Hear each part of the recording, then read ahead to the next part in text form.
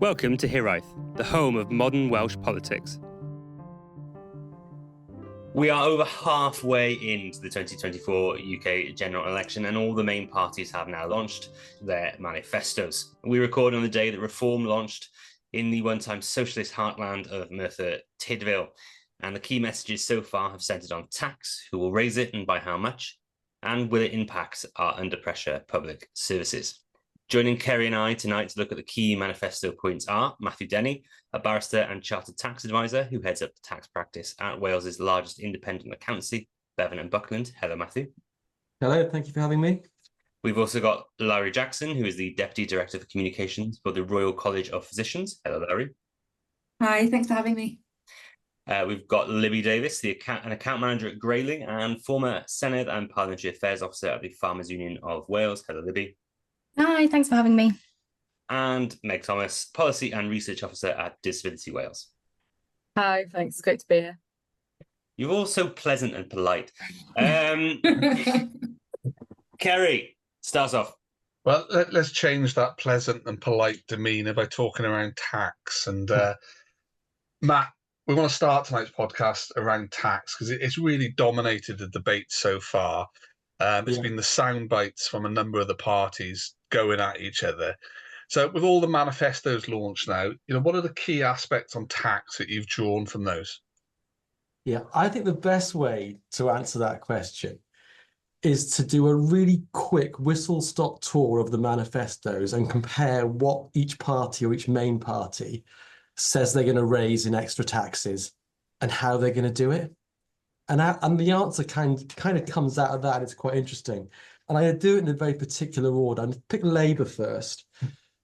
Labour have essentially said they want to raise an extra 7.35 billion a year with no increases to national insurance, VAT, and they've said they won't increase corporation tax above the 25%. 3/4 of that 7-odd billion is meant to come from clamping down on tax avoidance. And only the balance is coming from new taxes. And those new taxes, they'll hit the headlines. They are the taxing the non-doms, which is well overdue. It puts us on a footing with most of Europe, and VAT on private school fees. Less in the press, but also worthy of mention is taxing carried interest, which is a sort of a very techie point, but very well-paid people who are paying far too little tax. So it's a kind of a steady as you go, nothing really in there for growth. And not, when we come up to the next one, it's not a huge increase.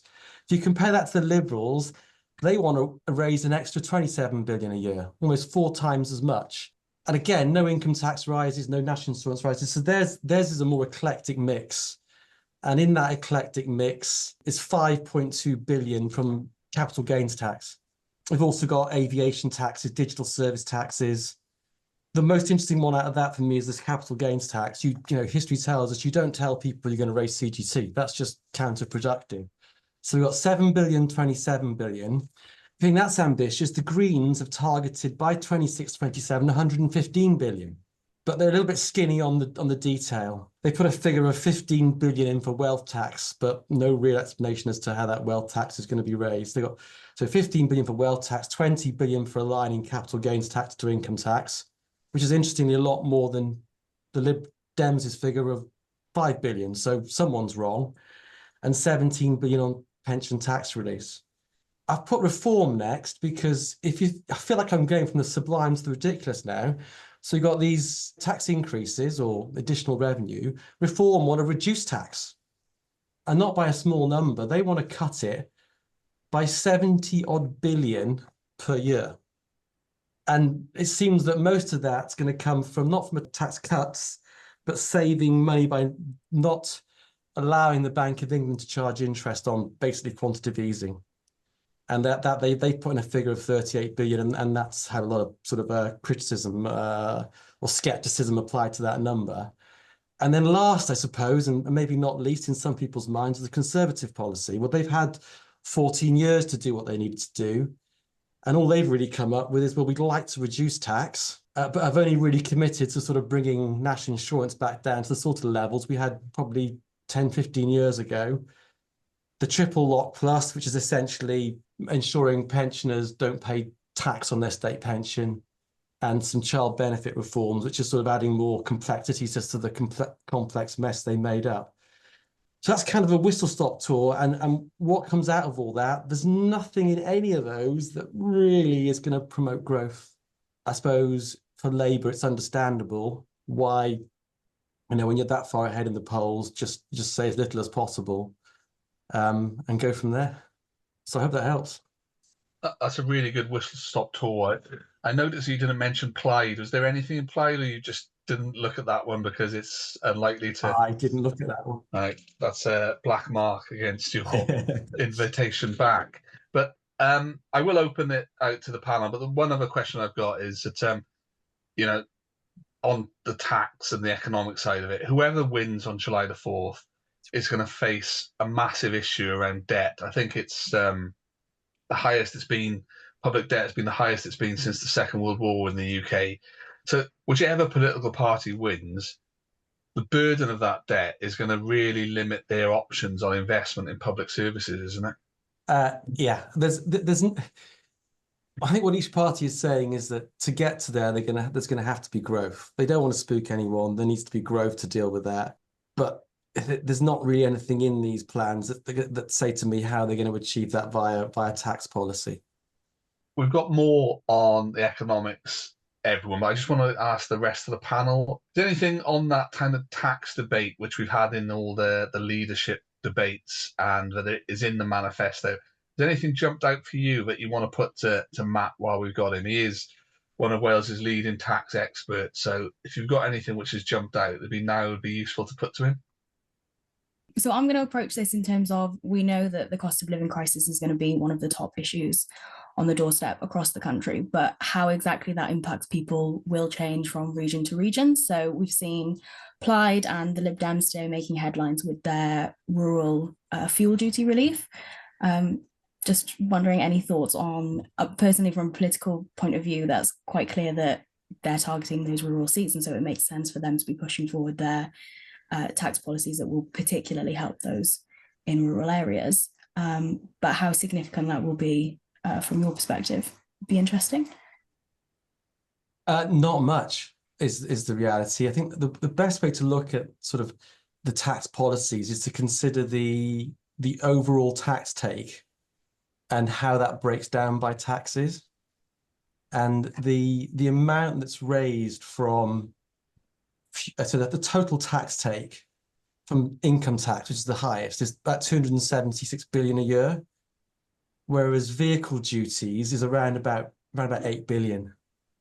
So it's a really small, it's not going to make any difference to the any significant difference to the deficit that we're running at. When you look at the taxes, you've got to think of the big three being income tax, VAT, and national insurance. Unless we do something with those, we're not going to make significant changes. And no party really wants to change. I think the Lib Dems are talking about aligning increasing national insurance. I know the Greens are talking about increasing national insurance. If you don't deal with those, you're not going to really move the dial. And the parties are basically saying, oh, we're heavily taxed, we can't touch those. And so what we get, it feels like gimmicks. We've got the architecture of the tax system, which no one wants to really play around with. So they sort of kind of mess around at the edges for political gain. And unfortunately, I just don't see it making a significant difference to the big numbers.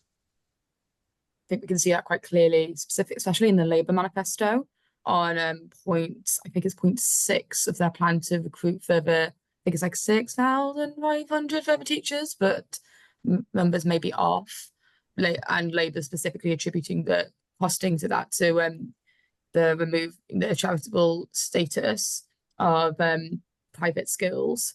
And so it seems to be using tax policy in quite an interesting way in terms of both from an ideological front to kind of position themselves against the Conservatives, but also I feel like to bring that I guess like reassurance to the public, or kind of like preemptive rebuttal to criticism of Labour policies being uncosted or unaffordable. And it's not necessarily, doesn't seem to be necessarily looking at it how it kind of like promotes growth, or kind of like, or assessing wider tax reforms clearly, but in a bit, in a more specific and strategic political way. Yeah, I think that's completely right. And you could criticize every party for this, but if you picked on the VAT on the school fees as an example, until we get the actual legislation, it's very difficult to say how that's actually going to work. I mean, it's people talk about it like we're giving private schools a tax break. It never happened like that. We have an exemption for education that is given by charitable bodies. So if you remove that exemption, it catches all sorts of organizations it was probably never intended to. But even beyond that, it isn't going to add it isn't simply going to result in 20% extra tax, because if you're charging VAT, you can recover VAT. So what will be passed on may be 15%.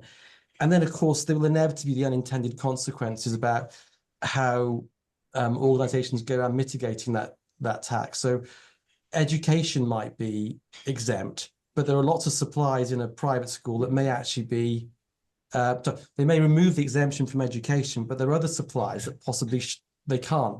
So if you're in a boarding school, the accommodation, maybe that should remain exempt. So the trouble with these sort of like, not necessarily gimmicky taxes, but the trouble with these sorts of things is they're not tried and tested. So you've got to have a little bit of skepticism about how much they will raise. Whereas you kind of got a much better idea that if you increase the basic rate of income tax by a percentage point, or the higher rate or the additional rate, you've got a much better idea of the additional tax you're going to raise. So it's I'm not doing too negative, but it doesn't fill me with much optimism about the sort of that they'll even hit any of them will even hit the targets they've spoken about. And the one that always worries me is the tax avoidance figures. Everyone's got a different figure, and quite often they put it last. It's like it's the balancing number. So we've got to get to a figure. Oh, what's the balancing number we need? So that's where I think it is.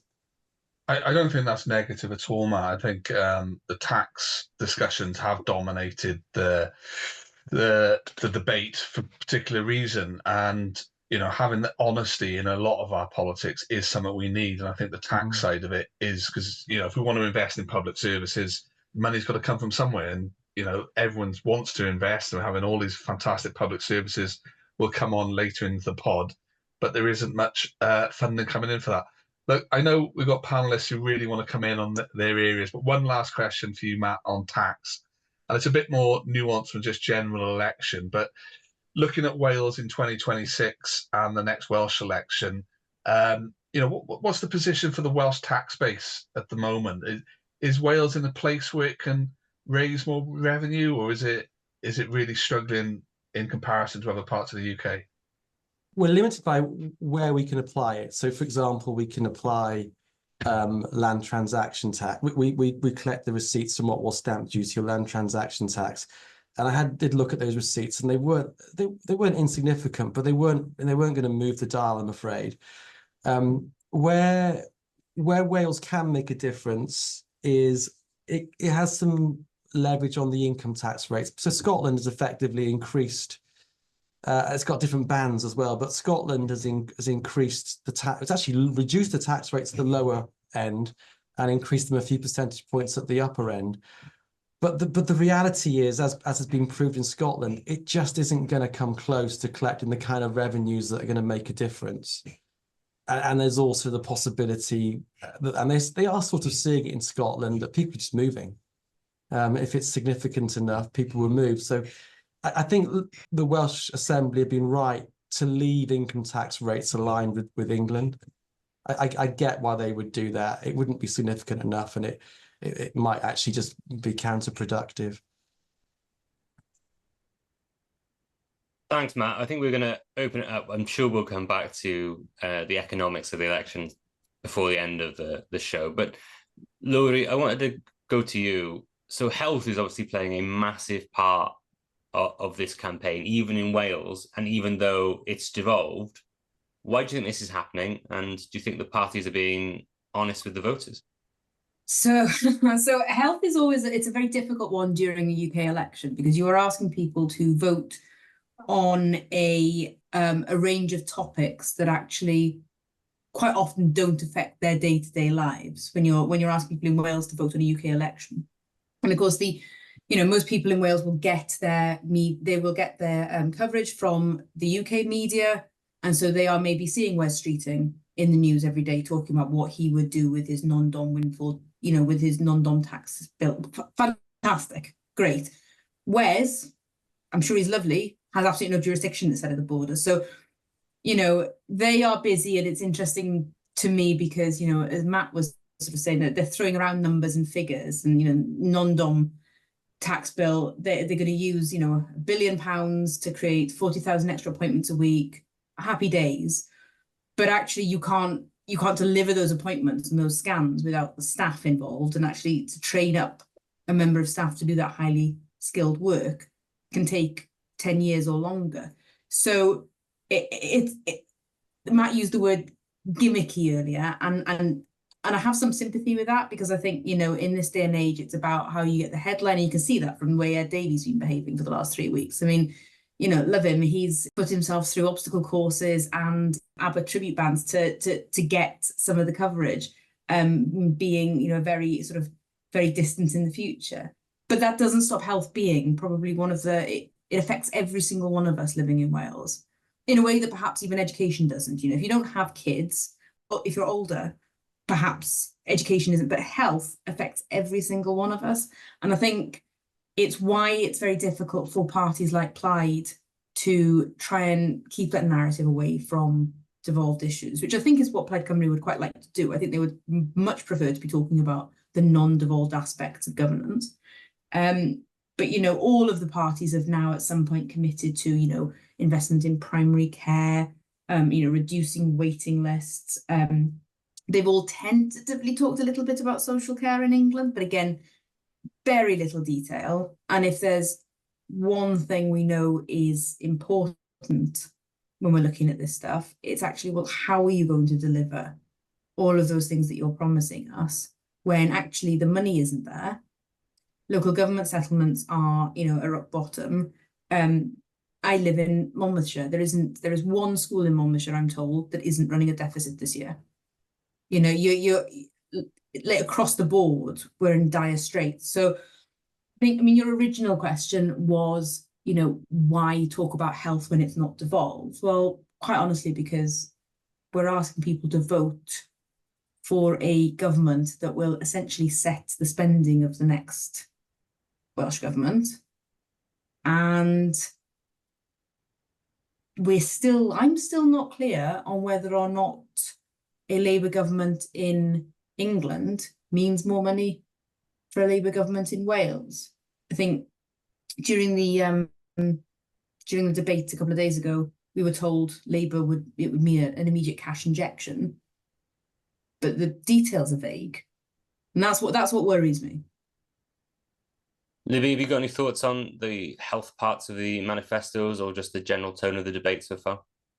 Yeah, I would agree with the point that we're not yet clear as to whether a UK Labour government means more money for a Welsh Labour government. I think it's quite a strange approach for Labour, whilst they almost have no choice, because we know that even though it's devolved the NHS, it is going to be brought up time and time again in this campaign. It is going to be a top issue. It's quite difficult for a Labour Party to campaign on a promise of cutting NHS waiting times when it is actually Labour's responsibility in Wales, and it has been for 25 years. So yeah, it's an interesting one, and it's a difficult debate, and not helped by potentially internal relations within the Labour Party at the moment, and pressure that may or may not be behind the scenes between a future UK government and the Welsh government. Laura, you want to come back in? Yeah, so just to say, so Libby's absolutely right, and it's, you know, I mean, I'm absolutely not the first person to remark on this, but Keir Starmer is running a campaign that essentially, you know, we need change, but let's keep everything the same. And that's even more nuanced in Wales, where, you know, you're asking people to vote for a Labour government on one hand, but on the other hand, for a quarter of a century now, we've had a Labour government. So how do you reconcile those two messages of, you know, change is what we need, but actually more of the same? It's fascinating to watch. And also, I mean, I think, you know, there is no way that Keir Starmer's team isn't watching what's going on with Vaughan Gething's team. And, you know, I'd love to be a fly on the wall in that office on occasion recently, because, you know, they're trying to run a UK election campaign that says we can be the party of government. But then, you know, you've got this debate happening across the border in Wales around other things. So I will be really interested to see how it plays out between a Labour government in England and a Labour government in Wales. I mean, that is a fascinating dynamic that's, well, we'll see, probably very likely about to unfold, that I'm sure will come up time and time again over the next few years. But Meg, going back into sort of more specific policy areas within what's been announced by all the parties in health, has there been anything that sort of caught your eye that you'd like to raise or highlight or critique about sort of trying to get to the heart of some of the problems we're facing in the NHS across the 4 nations of the UK? Nothing in health has really been particularly stand out, or doesn't seem to be as focused as it has been in previous elections. For us, it seems to be more kind of like the absence of what isn't being discussed. We're not seeing much reference to kind of, or much kind of like policy, which in terms of a policy response to the coronavirus pandemic, or much in terms of future planning in terms of coronavirus, or much on long-term COVID, which you do know is quite a serious issue. Many people still have long COVID or still catching COVID-19. So something that's been something that's been a bit of a concern in terms of kind of like between the elections, something between the manifesto, something we're more expecting is that kind of healthcare in Wales being used as kind of a bit of like a political football between Labour and the Conservatives, of Labour kind of seemingly to kind of ignore it a little bit, and the Conservatives again like focusing in on the waiting time situation. So I think the policies under the Applied Cymru manifesto, although it is a devolved area, kind of like I think is an interesting in terms of kind of like a bit of a temperature check in terms of what is kind of like in policy in Wales at the moment. So kind of like in the recruitment of more doctors and more healthcare staff, reducing waiting times, something that, but we're not seeing much in terms of the health, in terms of reform for the health boards and the postcode lottery of access to health services in Wales. So there's a few things that it's not really being talked about as much as it has been previously, but it's a few things that I think we're looking at that now to become future issues within Wales going forward. It's very easy to campaign on these big, bold, ambitious targets on recruitment and on waiting times. But then in terms of actually putting figures into your actions for future programs for government, it's much easier to just have these big, bold, ambitious targets, isn't it? Rather than saying what you're exactly going to spend money on in order to improve certain public services like health.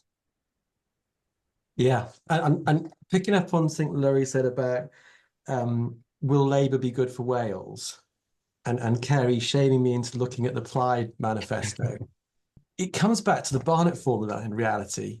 So that the you know, just as an example, the receipts from land transaction tax for the last sort of financial year were less than 700 million, and so that's not going to move the dial on health policy in Wales. So it's going to come back to that. I'm afraid it's going to come back to the Barnett formula and Plaid's desire to sort of push that for a fairer deal. And it's also, in fairness to any party, it's very difficult to cost any of this stuff. I think we've made a rod for our own backs by allowing, I suppose, the Conservative Party to be saying that Labour's plans are not fully costed, and then Labour playing into their hands and trying to fully cost everything. I think we're silly to do that. You can't fully cost everything. It's impossible. You've just got to go, right. The job of fiscal policy is to raise as much tax as fairly as we can, and to do that, you just got to go back to the basic architecture of it, and avoid the political headlines. It's an interesting comparison for Matt, but what you just described was exactly what Mick Lynch has been saying in recent interviews, that you set out what you want to deliver for the policy, and then you put the finances to that, not the other way around. But I thought the comparison with Mick Lynch and a leading tax lawyer in Wales is quite a good one. Perhaps we get them on a head-to-head soon, Matt. Good luck winning an election with that attitude, Kerry. Laura, you wanted to come back in? So something Matt just said jogged my memory. It was something I was thinking about earlier. So, you know, I think if we maybe look at the fact, like what we've just said, which is for me, and actually it increasingly, and this has been a really helpful conversation for distilling my own thoughts. If we look at the fact that we've got this, you know, 25-year-old Labour government in Wales, and we're potentially getting a new Labour government in Westminster, we don't have anything to be, you know, we don't know what that relationship will look like. It's been a long time since we had a Labour government in Westminster, but maybe looking at what the change in tone on EU funding, for example. So, you know, until very recently, Keir Starmer, you know, at conference was like, it's gonna be great, you guys can have all of your EU equivalent funding back, crack on, do what you want. Suddenly, only in the last few days, they've gone, oh, hang on, maybe not quite, and I just worry, and then you know, and then you've got Vaughan coming out and saying, well, no, this is a really positive development, etc. Well, actually, hang on, either Labour in Westminster trust the Welsh government to spend the money that they promised them a little while ago, or they don't. And so, I mean, I don't want to be too sort of political with a big P about this, but ultimately, I suppose you've got to ask yourself, is that kind of a forerunner of things to come? That, you know, I mean, it makes life easier in some ways. I mean, it's going to be interesting because it makes life easier in some ways for Welsh Labour to have a Conservative government in London, because when things fall apart, when the relationship breaks down, they can quite happily lob things across the border saying, look how awful it is. It's the Conservatives that are doing this to us. Fine. It's exactly what I would do in this situation. However, when you've got a UK Labour government in and they're still not getting the fair funding or the, you know, EU equivalent funding or the cash injection that they want, your messaging has to change. And I don't know what that messaging, and so I suppose I'm quite cynical about the fact that a UK Labour government will suddenly mean huge amounts of extra money for Welsh Labour. But that's just the cynicism born of many years of watching people break promises. And also, as I say, the EU funding thing, it set off an alarm when they came out and said that they weren't necessarily just going to hand it all over. And I just wonder, I'm a bit concerned that might be sort of the like I say, a hint of things to come. Matt, I can tell you're definitely to get in. There's a lovely example, picking up on Larry's point about the difference in what the Conservatives and the Labour government might do and how it affects health in Wales, will affect health everywhere, actually. So one of the issues we had with doctors was they were either cutting their hours or retiring early to avoid what's called pensions taper tax. So this is broadly a tax charge before you've had any money. So if you're a doctor, you could have a big tax bill in respect of a pension you've not yet had. And that one way of avoiding that tax charge was to cut your hours or retire early. And to remove that problem, Jeremy Hunt said, oh, look, let's just increase the annual allowance to 60 grand and let's get rid of the lifetime allowance. And that was broadly aimed at doctors. And then the politics, the optics of that were quite awkward for the Labour Party, because it was written up as a tax cut for the rich. The Labour knew why it was being done, but it was too complicated to explain that to the voting public. So they just said it was a tax cut for the rich. We're going to reverse it if we win. About 3 days ago, they rolled back on that and said we're not going to do it. They sort of get the political headline, wait till it's all been forgotten about and people talking about something else, and then they change. And then they sort of see the reality. They wake up to the sort of reality of the situation. They probably always knew they were going to roll back on it, but it's a lovely example of how you've got tax policy, you've got this situation where we've got, you know, whether it's Tory or Labour, and how that impacts us in Wales, and the dishonesty of politicians generally. And part of the reason politicians are dishonest about all this stuff is because most people don't want to understand. They just don't want to get behind the detail. In fact, our very own charitable body, the Chartered Institute of Taxation, whose job it is in their charitable objectives is to sort of educate people on tax, has basically said there's no point. They said there's just no point. We just slammed for trying to look after the rich, whatever it might be. So they basically just opted out. And I'm afraid that's why I'm quite negative, because that's what we're up against. in all these policies, unfortunately. Part of the reason we invited you on, Matt, and I'm throwing the script a little bit at the moment, but I just want to come on to what Lowry said around that clash between UK Labour saying that Welsh Labour is not good enough to manage a lot of the stuff it should do. Before I'm going to put someone on the spot on the panel, but Libby, Meg, do you want to comment on what Lowry was referring to there around whether it's EU funds, levelling up funds? I can't remember what it's called now. But Yeah, Kerry, if you get me sacked, I'm going to be really unhappy with you. All right, that's not what I said. I just said I said it's an interesting dynamic. That's all I said. I'm gonna thank you, Larry. We'll try not to get you sacked, and it will come to Mr. Hexter. But Libby, you've come off mute. Did you want to say something there? Just kind of reiterate what Lowry said. It is really, I think, probably quite indicative. The fact that, like you said, there was a big announcement from Starmer at the last Welsh Labour conference, I think, to say that this decision-making power would be restored, would be given to Welsh Labour, and now to sort of roll back on that and not really give an answer. You know, representatives of Wales is quite a strange thing to do. Obviously, that's incredibly important for agriculture and for rural affairs generally. Traditionally, that money came from EU subsidies, and so it directly impacts those areas. So I think there will be sort of bated breath. I mean, we were always sceptical that whilst it was announced that Welsh Government would have the decision making, there wasn't a promise to restore the budget to what it had previously been. So we were never holding our breath for more money particularly. But it's definitely an interesting dynamic that that decision has been made, that it's looking like the Wales office will be holding purse strings on that. An enhanced Wales office. Meg, I don't know if you want to come in before I throw Matt a curveball.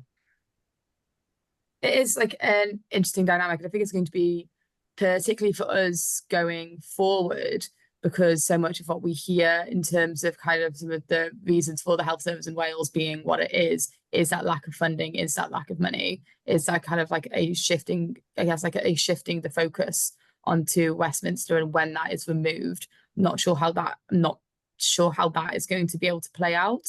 I think it's interesting to see kind of the difference in terms of the devolutionist kind of stance of Welsh Labour versus the more centralised stance of UK Labour. Sorry, this is shifting slightly into slightly into welfare policy, but that because the differences in the devolution settlements, we know that there are so many particular areas specifically of welfare that are devolved to Scotland and not Wales, or that there are kind of like different elements which Welsh Labour have been calling for.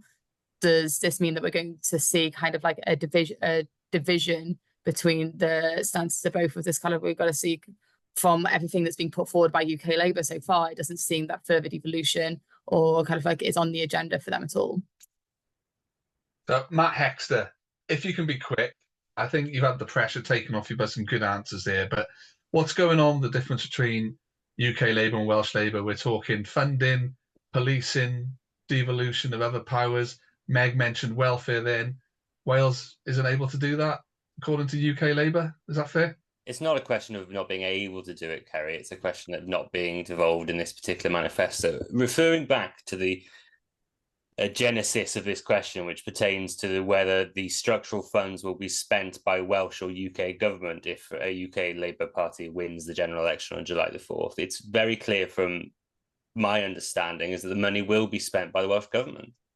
Sure, there may be some overarching strategic aims of the UK government, but the money will be spent by the Welsh Labour government, and they will have a role in determining how that money is spent.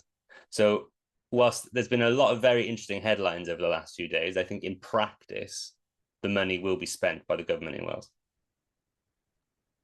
In which case, move on to the next question. Yeah, shall I take the next one?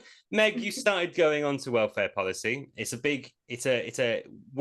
economically massive part of the UK and how the country functions. It's a huge part of our expenditure as a state.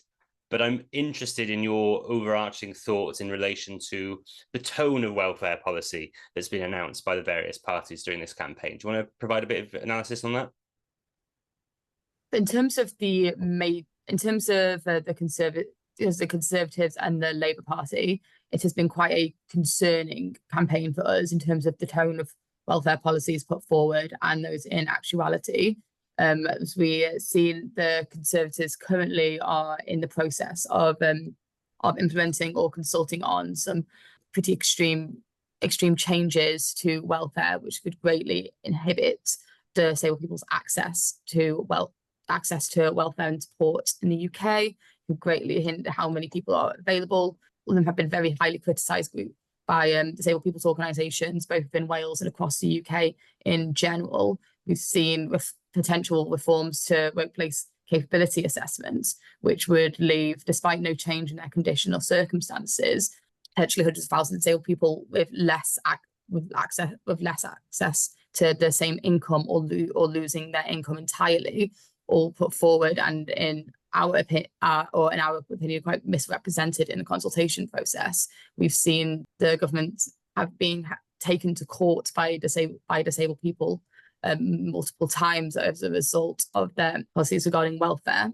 And something that's particularly concerning for us from Labour is that even though within their manifesto we do see commitments to reform of workplace capability assessments and personal independence payments, we don't see that commitment coming from a place of working with disabled people in order to make it less of a unfair, humiliating system to try and navigate. And we see kind of like some of like the repeated rhetoric or entrenchment of the rhetoric of the past 14 years of Conservative government, of the kind of like, although we're not using the words benefit scroungers, that kind of rhetoric around all those who can work should work, with the implication that there are people on the welfare system currently who have the potential to work and choose not to, or the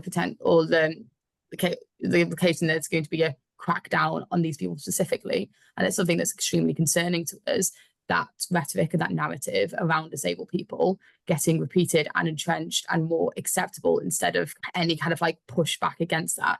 And although we've seen commitments to reform a personal independence payment to workplace capability assessments, we don't see any commitments about what exactly that reform looks like or how that reform would take place.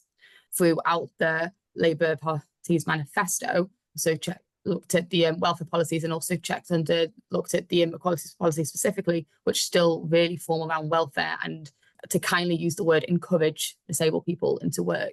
Unfortunately, we're not seeing anymore a party that's coming from a place of looking for improving. It doesn't seem like we're looking for a party that's coming from a place of trying to improve the lives of disabled people and lift people out of poverty. We're looking for one that's kind of like trying to fall back onto disableist narratives that have been following disabled people around for a good 14 years now. In terms of the other parties, we do see more so in the Liberal Democrats, and I believe the Greens as well, reforms to personal independence payments and workplace capability assessments and more specific reference to the rights of the disabled peoples, for example, in commitments to the incorporation of the United Nations Convention on the Rights of Disabled People.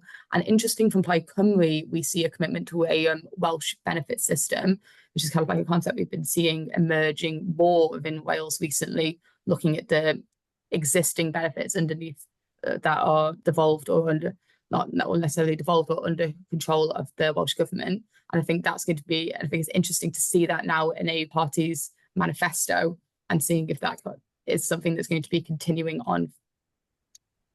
Libby, given that the cost of living is such a fundamental issue in this election, are you somewhat surprised by the tone relating to welfare policy, given that it has the potential to lift an almighty amount of people out of poverty?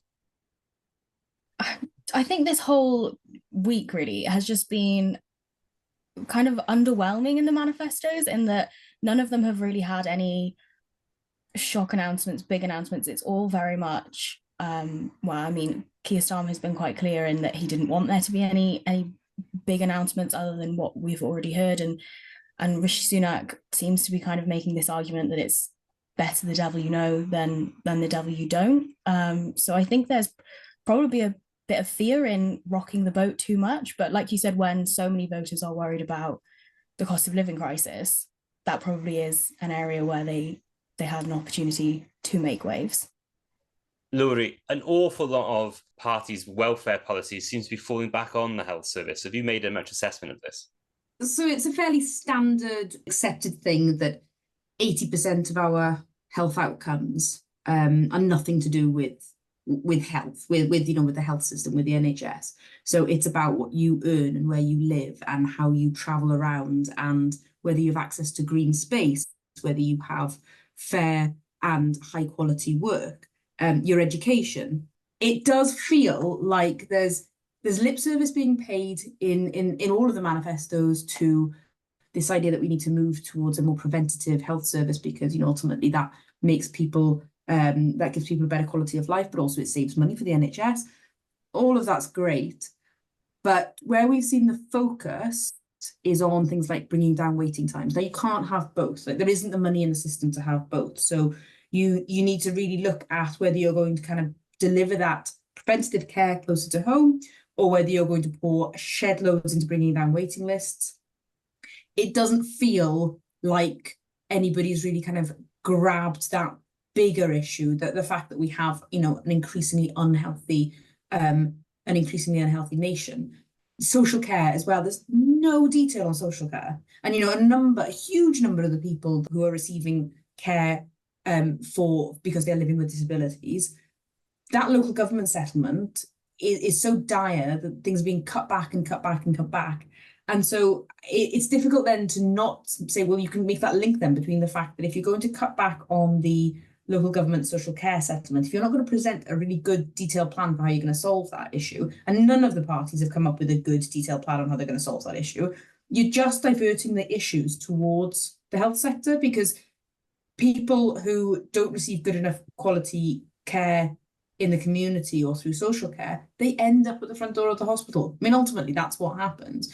And so going back to, almost coming full circle to the beginning of this conversation, the headlines are great, more appointments, more staff. But nobody's really, it doesn't feel like anybody's giving a proper vision for what the country, and when I say the country, I mean both the UK, but also the 4 nations.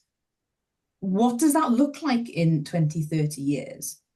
Or are we just going to try and scramble through the next 5 years by pouring shed loads of money into bringing down waiting lists in the interim, without actually looking at, well, why are those waiting lists rising so quickly? And what can we do about that? I don't feel like there's any vision in those documents for what we want the country to look like in 10, 20, 30 years. Vision is just to get elected on July the 4th, I think you'll find, Lyrie. I'm cynical tonight, I'm sorry.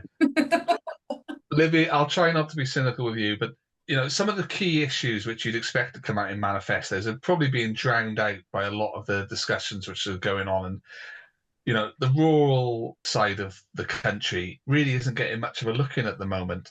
Is farming and the rural affairs playing a big enough role in this campaign, particularly in Wales, or is it being lost to some of the other areas of debate? I will always argue that rural affairs should have a larger share of the debate. I would talk about it all day, every day, if I could. But I do appreciate that not everybody lives in a rural area, and not everyone in rural areas are farmers. And so, everything in its place.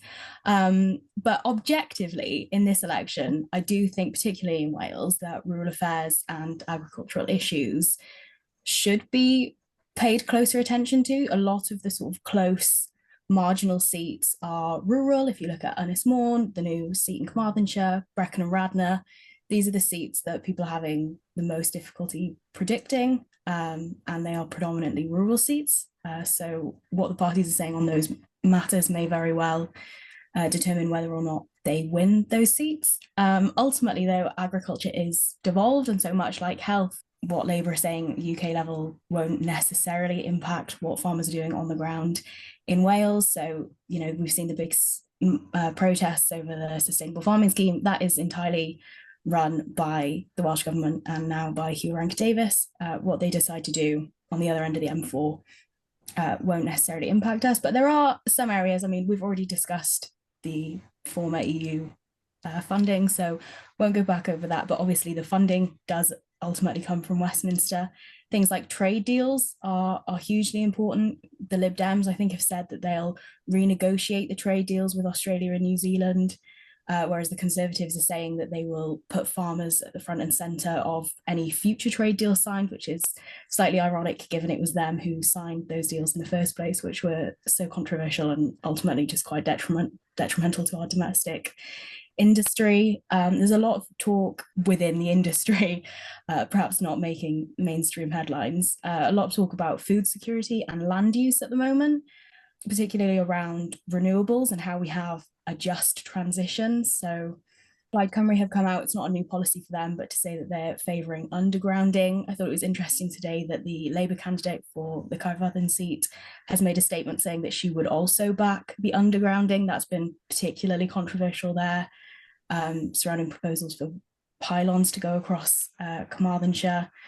And then there are also issues, at least two, I think Plaid Cymru and the Conservatives have sections in their manifesto for agriculture, and then a separate section for rural affairs, so things like not spots and broadband. Plaid Cymru have acknowledged that heat pumps won't work in all housing, and those houses tend to be found in rural areas, and so there is an unfair cost being placed on people in rural housing. While as we transition towards net zero, which absolutely needs to be discussed more, because whilst I think most people would agree we need to reach net zero, we need to do that in a way that doesn't disproportionately impact hardworking families who just simply don't have the money to put these really expensive systems in their houses. And it will be interesting to see how it plays out in those marginal seats. So Labour, for instance, whilst it's devolved, we don't have a badger to control TB in Wales. Labour in the UK have said that they would look to end the cull that is currently taking place across England, and particularly in seats like Mid and South Pembrokeshire, where they have huge issues with TB. It will be interesting to see how the Labour candidate there balances that bridge between Labour policy and what is controversial in the area. Thanks, Libby. A big part of what you were talking about in regards to rural issues also feeds into the climate and also energy policy. I mean, this is originally Kerry's question, and you'll see why in a second.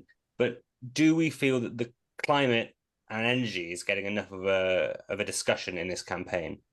I mean, honestly, no, not at all. But there are lots of things that I think aren't. Everybody seems to be campaigning on better the devil you know, and or, well, choose me because I won't change anything. And so, no, nobody's talking about and it kind of comes back for me to that lack of a vision.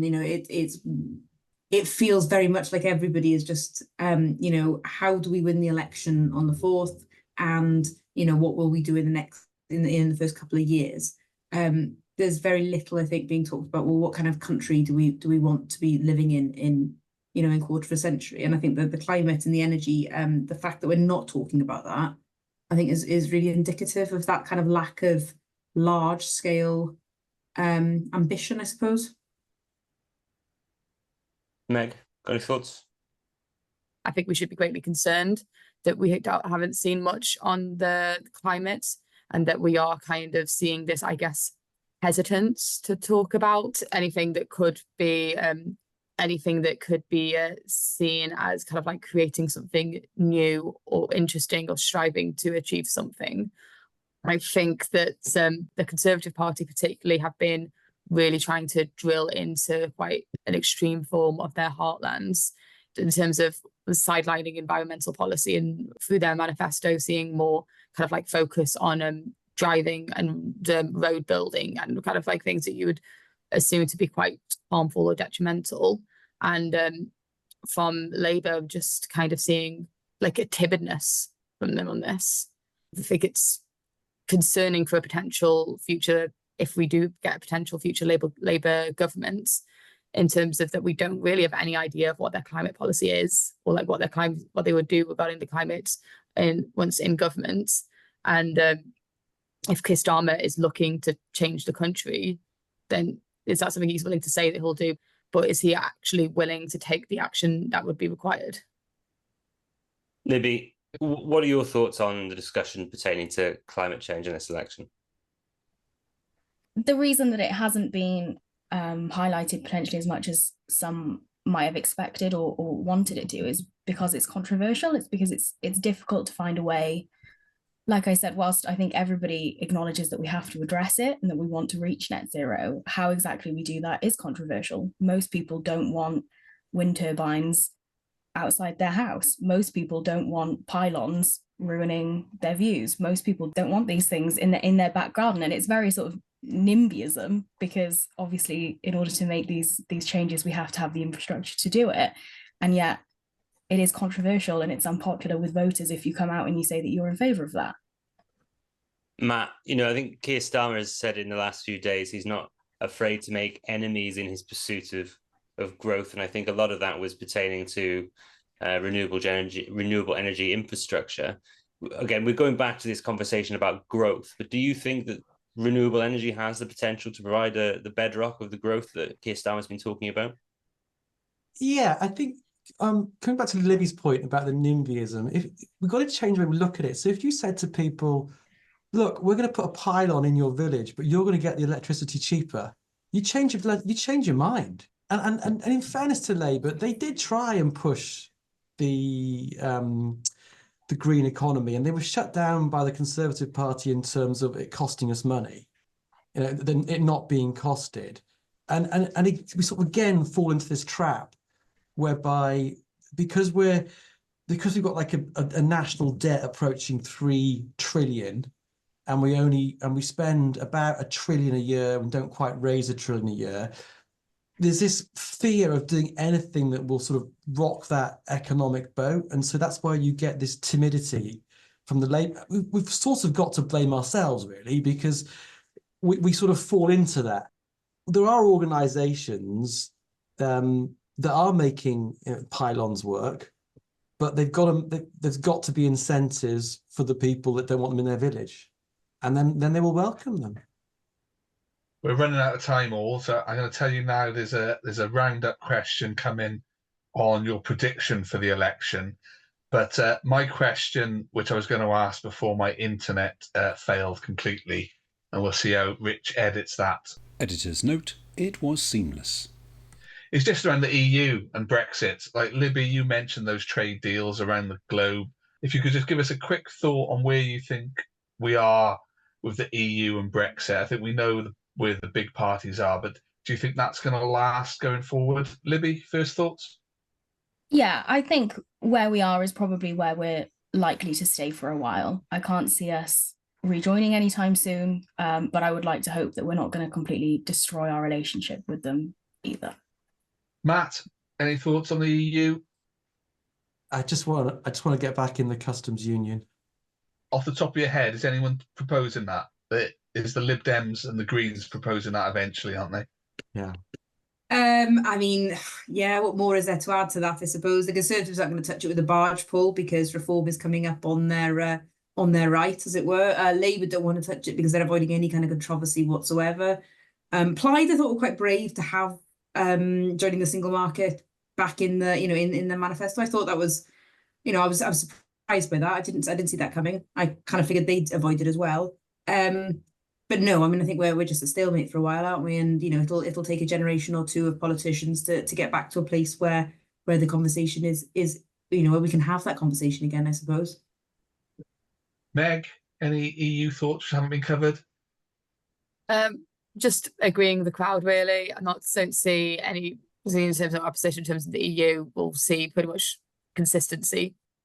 I've just made a big assumption that it will be Labour on July the 5th, but that's just my take on it. Meg, any other predictions that you might have? I'm not sure if I'm just scarred by 2019, but I do think Labour will get the largest amount of seats. I'm still not entirely convinced it will be a majority. Still quite a lot to overturn. That's interesting. Libby? I think we'll see a Labour majority. Lowry? So, like Meg, I'm scarred by previous elections. Mine in particular is 2015. I will never ever take a result again for granted. So, yeah, I think we'll see a Labour majority, but I don't think it will be particularly big. And I think that they will then struggle perhaps in their first couple of years to get things through. And Matt? Yeah, I think we have a Labour majority, but I'm not very optimistic. It's going to be very different from the last 14 years. I think that was one of my questions I was going to put to Matt Hexter, but that'll have to be another time, actually. An austerity government coming in no matter what. Oh, you cheeky boy, trying to get that right in, so I don't have proper time to respond. For the record, I disagree. Anyway, thank you all so much for joining us this week for our manifesto episode. If people want to hear more from you, where can they go find you on social media platforms? Meg? You can find me on Twitter at Megan Thomas, Nia Thomas, or X, I guess now. Laurie? At Laurie Rhiannon. Libby? At Libby_Davis_. Matt? Oh, I'm old fashioned. Just give me a ring. You're on LinkedIn somewhere, aren't you, Matt? Yeah. Fine. Yes. We'll link that in. And thank you all for taking part, and thank you everyone for listening. If you have enjoyed what you've heard this evening, please don't forget to find us on all the socials at Here I Pod. You can go to our website, www.walespolitics.com. And thank you very much for supporting us with your ears. But if you would like to do so with your wallet, you can go to www.patreon.com/HereIPod. Thank you for listening to Here I. If you like what you heard, please don't forget to subscribe, rate, and review.